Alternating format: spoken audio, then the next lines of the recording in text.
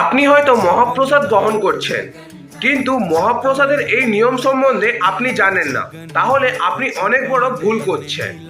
এমন কোন নিয়ম যা জানা খুব দরকার বলে মনে করা হয়? মনে করুন আমি হয়তো মহাপ্রসাদ গ্রহণ করছি, সেই মুহূর্তে আপনি এসে আমার সাথে মহাপ্রসাদ একই থালাতে গ্রহণ করতে শুরু করলেন। আমার অধিকার নেই আপনার পরিচয় জিজ্ঞাসা করার, এবং আমার অধিকার নেই আপনাকে সেই থালা থেকে তুলে দেওয়ার। না, আমার অধিকার আছে আপনার যা তার ধর্ম জিজ্ঞাসা করার, এবং আমি পারবো না সেই সময় ওই থালা থেকে উঠে যেতে। আপনি হয়তো মহাপ্রসাদ গ্রহণ করছেন, সেই সময় কোনো মানব নয়, কোনো পশু এসে আপনার সঙ্গে মহাপ্রসাদ গ্রহণ করছে, আপনি তাকে পারবেন না তাড়িয়ে দিতে।